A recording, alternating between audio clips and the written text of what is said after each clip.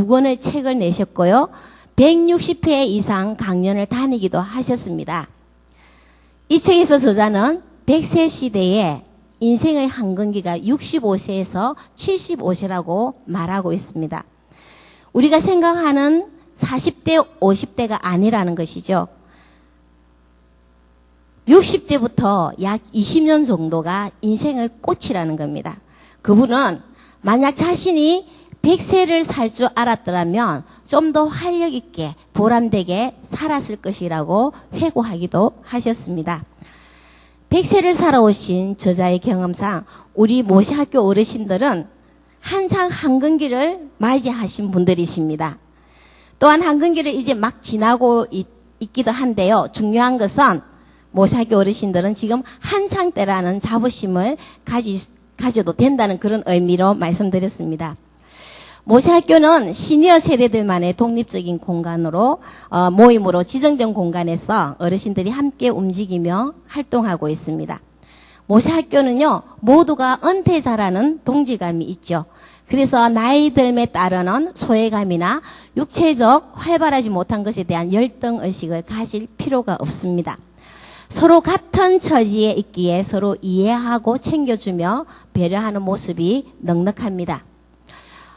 오늘 아침에 U20 월드컵 한국 축구 대표팀이 준결승을 했더라고요. 힘들고 어려운 시기에 국민들은 많은 위로를 받았던 것 같습니다. 축구에는 전반전과 후반전이 있습니다. 축구의 흥미로운 점은 전반전에 잘 뛰었다고 해도 후반전에 실점을 맞게 될 위험이 있죠. 반면에 전반전에 실점을 맞았더라도 후반전에서 성점할 기회가 주어지기도 합니다. 그래서 축구는 전반전이나 후반전이나 열심히 뛰지 않으면 패하게 되어 있습니다. 우리 인생도 어떻게 보면 축구처럼 전반전과 후반전으로 나눌 수 있다고 볼 수 있겠죠. 장년기까지 젊음을 불태우고 또 사회적 책무를 다하면서 열심히 살아온 삶을 축구의 전반전에 비유한다면 이제 은퇴를 하고 노년기에는 인생 후반전에 들었었다고 볼 수 있습니다. 축구의 전반전은요, 체력을 많이 소모한 상태이지만 후반전에는 더 치열하게 경기를 합니다. 체력적으로는 전반전보다 후반전이 열세일 수 있지만 그러나 한편으로 전반전보다 더 지혜롭게 경기를 펼쳐 나갈 수 있습니다. 즉 전반전에 실점을 골을 먹었더라도 잘못된 부분을 되짚어 보면서 그 부분을 보완하여 전력적으로 뛰다 보면은 후반전에 얼마든지 성점할 기회가 주어지게 된다는 것이죠. 이처럼 인생도 장년기까지 삶의 전반전을 겪고 난 후 이제 후반전에 진입하게 되는 노년기가 중요합니다. 노년기에는 인생을 멋지게 장식할 수 있는 기회가 주어졌다고 볼 수 있습니다. 은퇴 이후 노년기의 삶을 그동안 열심히 살아왔으니 이제는 쉬어가면서 하루하루 보낸다는 것은 축구 경기에서 전반전에 열심히 뛰었으니 이제는 후반전에 천천히 걸으면서 경기를 마무리하려고 하는 것과 같은 것이라고 볼 수 있겠죠. 절대 그럴 수는 없는 것입니다. 우리 그리스도인들은요, 믿음의 경주를 감당하는 선수와 같습니다. 남은 인생이 얼마이든 간에 최선을 다해 믿음의 경주를 해야 합니다. 하늘의 소망을 품고 주님 품에 안기는 그날까지 끝까지 가야 하는 것이죠. 우리 교회 시니어 세대들인 모세학교를 통해서 주님과 교제하는 시간을 더욱 깊게 가지며 인생의 후반전에서 신앙의 성점을 올리실 수 있기를 소망합니다. 오늘 본문 말씀은 자주 들어서 아주 익숙한 말씀 중에 하나입니다. 그러나 실천하기 참 어려운 말씀이기도 하지요. 기뻐하되 항상, 기도하되 쉬지 말고, 감사하되 모든 일에, 즉 범사에 감사하라고 명령을 하고 있습니다. 이 땅에서 우리는 순례자의 삶을 살아가고 있지요. 그리고 나이를 먹음에 따라 수많은 우여곡절을 겪기도 합니다. 창세기 47장 9절에 야곱은 이렇게 고백하고 있습니다. 창세기 47장 9절 말씀을 함께 읽겠습니다. 야곱이 바로에게 아뢰되 내 나그네 길의 세월이 130년이니이다. 내 나이가 얼마 못되니 우리 조상의 나그네 길의 연조에 미치지 못하나 험악한 세월을 보냈나이다 하고 그렇습니다. 야곱의 나그네 인생은 그 자체가 험악한 세월이었습니다. 그는 자신의 욕망을 위해 도덕적으로 신앙적으로 하나님의 뜻에 위배되는 많은 행위를 하였던 인생이었습니다. 한마디로 그는 속이고 속임을 당하는 영속선상에서 험악한 세월을 보내었던 것이죠. 그런데 여러분 아십니까? 바로 야곱의 인생 이야기는 우리 인생 이야기입니다. 우리의 인생살이가 그대로 반영되어 있는 성경 이야기라고 할 수 있습니다. 그는 험악한 세월 나그네 인생 가운데 그런 험악한 세월 나그네 인생 가운데 하나님은 말씀하십니다. 항상 기뻐하라. 어떻게 항상 기뻐할 수 있을까요? 빌립보서 4장 4절 말씀을 함께 읽겠습니다. 시작. 주 안에서 항상 기뻐하라. 내가 다시 말하노니 기뻐하라. 그렇습니다. 우리가 항상 기뻐할 수 있는 길은 바로 주 안에 있을 때 기뻐할 수 있다는 것입니다. 주 안에 있다는 것은 무슨 뜻입니까? 바로 우리 예수님께서 우리 죄를 대신 지시고 죽어주신 그 은혜 안에 있다는 것입니다. 구원의 소망 안에 있기 때문에 우리는 어떤 상황이나 환경이 힘들지라도 기뻐할 수 있는 능력이 우리에게 주어져 있는 것입니다. 거저 주신 구원의 선물 아래 항상 기뻐하며 주님과 함께 기쁨의 여정을 걸어가는 우리 모세학교 어르신들과 저와 여러분 되시기를 소망합니다. 그리고 또 말씀하십니다. 쉬지 말고 기도하라. 사람의 양기는요, 밑에서부터 위로 올라간다고 합니다. 양기는 몸 안에 있는 따뜻하고 활발한 기운을 말을 하지요. 어린아이의 양기는 다리에 머무릅니다. 그래서 콩닥콩닥 뛰죠.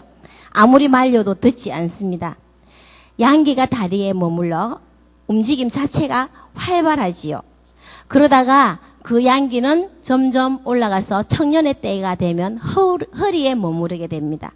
그래서 청년의 때에 결혼을 하고 자녀를 낳고 힘들고 무거운 노동도 잘 감당하게 됩니다. 이 허리에 머무르던 양기는 장년기를 거쳐서 점점 가슴 위로 올라오고 노년기가 되면 바로 입에 모아진다고 합니다. 그래서 사람이 나이가 들면 말이 많아진다는 것입니다. 하신 말씀을 하고 또 하십니다. 자, 여기서 퀴즈가 나갑니다. 우리 모세학교 학생님들은 양기가 어디에 머무르고 있을까요? 다리? 입에 머무르고 있습니다. 예.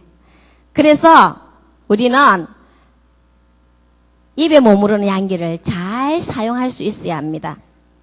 앞에서 말씀드린 김영석 교수님은 나이가 들어도 사람이 행복하게 살아가는 비결은 자신이 가지고 있는 재능을 가지고 계속 일을 해야 한다고 말하고 있습니다. 그리고 다른 사람에게 선한 덕을 끼치는 삶을 사는 것이라고 이야기합니다. 그러면 입에 모여 있는 양기를 가지고 하나님을 기쁘시게 하고 사람들에게 선한 영향력을 끼칠 수 있는 길이 무엇일까요? 바로 기도입니다. 기도는 하나님과의 대화이며 하나님과 소통하는 통로입니다. 쉬지 말고 기도하는 것이 하나님의 뜻이면서도 명령이 될 수밖에 없는 이유는 우리는 수시로 하나님의 은혜를 망각하는 연약한 존재이기 때문이죠. 에베소서 4장 18절을 함께 읽겠습니다. 시작. 그들의 총명이 어두워지고 그들 가운데 있는 무지함과 그들의 마음이 굳어짐으로 말미암아 하나님의 생명에서 떠나 있도다. 네, 하나님을 알지 못하는 무지함은요, 하나님의 생명에서 떠난 자라고 말하고 있습니다.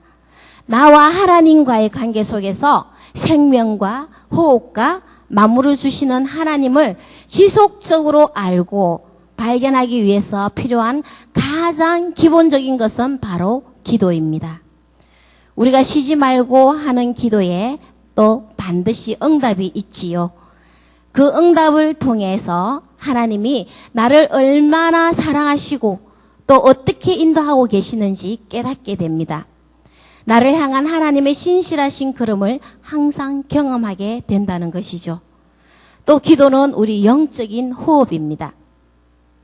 기도의 본질은 쉬지 않고 하는 것이 기도의 본질입니다. 만약 기도를 쉬면 어떻게 될까요? 영적인 혼수 상태에 빠지게 됩니다. 우리말에 반복하면 습관이 되고 습관은 인격이 된다는 말이 있습니다. 우리는 신체의 나이와 상관없이 끝까지 하나님을 갈망하며 영적인 호흡을 이어가야 할 것입니다. 기도의 능력은 자신이 가진 바 은사에 대한 그 기능을 잘 감당하도록 용기도 줍니다. 기도가 호흡이 되는 삶, 그런 삶을 통해 서로에게 덕을 세우는 영적인 젊음을 함께 유지해 나가길 소원합니다. 또한 쉬지 않고 하는 기도는요, 범사에 감사의 길로 연결시켜 줍니다. 어릴 적 초등학교 소풍하면은 생각나는 것이 있죠. 무엇입니까? 바로 보물찾기입니다. 선생님은 보물을 찾을 수 있도록 나뭇가지 밑에 또 돌 틈새에 보일 듯 말 듯 숨겨두죠. 보물찾기란 본래 보물을 찾을 수 있도록 하는 것이 목적입니다. 누구나 쉽게 찾게 하는 것이죠. 지금 생각해보면 그 어린 나이에 보물을 찾으려고 그동안 눈에 잘 보지 못했던 곳도 열심히 살펴봤던 기억이 납니다. 늘 보이는 곳만 보다가 이때만큼은 드러나지 않은 곳도 쳐다보게 되죠. 그럼에도 불구하고 내 옆에 보물이 있는데 잘 보지 못했습니다. 멀리 높은 곳만 보던 시각을 내 옆에 바로 밑에까지 세세하게 살펴보는 것이 보물찾기의 매력입니다. 그렇게 하는 거는 이유는 딱 한 가지입니다. 보물을 찾기 위해서입니다. 우리 인생도 보물찾기와 같지 않는가 생각해 봅니다. 하나님은 천지를 창조하시고 보시기에 좋으셨다고 말씀하셨습니다. 우리가 있는 그 자리 곳곳에 하나님이 보시기에 좋은 모든 것을 심어 놓으셨습니다. 하나님은 우리가 하나님이 숨겨 놓으신 보물들을 찾고 그로 인해 기뻐하며 그것들을 누리기를 원하십니다. 그 보물은 무엇일까요? 바로 감사입니다.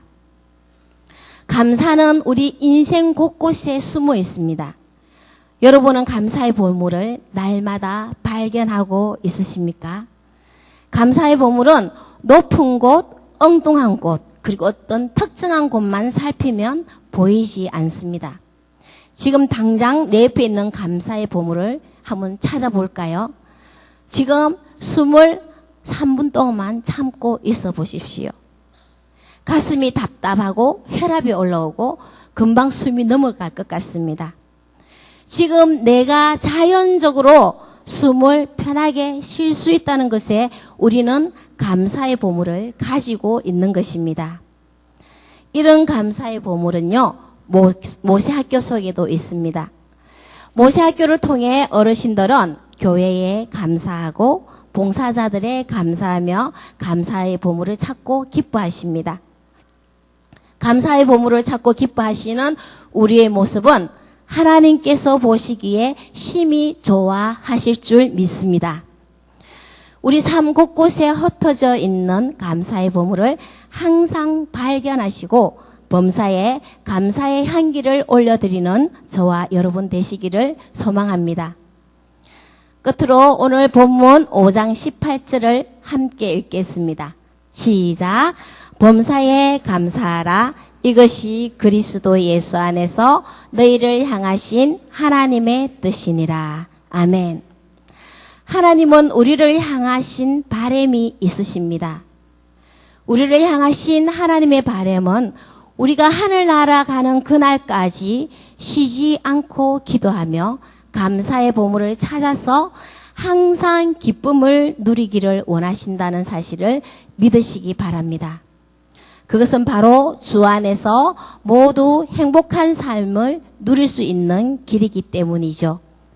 오늘도 우리에게 허락하신 그곳에서 우리를 향하신 하나님의 바람에 모두 함께 응답하기 원합니다. 모세학교 어르신들이나 모든 성도님들 함께 신앙의 표대를 향하여 활기차게 달려가며 주 안에서 행복한 삶을 영위해 나가는 저와 여러분 되시기를 소망합니다. 이제 말씀을 맺으면서 광고 겸 부탁드릴 말씀이 있습니다. 지금 은퇴하신 어르신들 중에서 모세학교 재수생, 삼수생 아직 가입하지 않는 분들 있습니다. 다음 학기에는 꼭 들어오셔서 인생의 황금 시기에 알차고 보람된 하나님의 바람에 응답하시는 모든 학생들 될 수 있기를 기도하겠습니다. 네, 기도하겠습니다. 아버지 하나님 감사합니다. 우리를 하늘에 속한 자로 인쳐주시고 또 우리의 인생의 주인이신 아버지 하나님 말씀을 듣게 하시니 감사합니다. 하나님의 바라심에 늘 응답하는 삶 살게 하옵소서. 하나님의 뜻이 하늘에서 이룬 것 같이 모세학교를 통하여 그리고 우리 구독교회를 통하여 이루어지게 하옵소서. 상반기 방학 동안 모든 어르신들 건강하게 하시고 영적으로 부하게 하시며 다음 하반기 때 또 영과 육이 강건한 모습으로 공동체를 이루게 하옵소서. 수고하고 애쓴 모든 스태프들 있습니다. 성령 하나님 이루하여 주시고 우리 모든 성도님들 하나님의 뜻을 이루어 나가며 그리스도의 장성한 분량에 이르는 믿음의 용사들 되게 이끌어 주시옵소서. 우리로 인하여 기쁨을 이기지 못하시는 우리 주 예수 그리스도의 이름으로 기도합니다. 아멘. 네.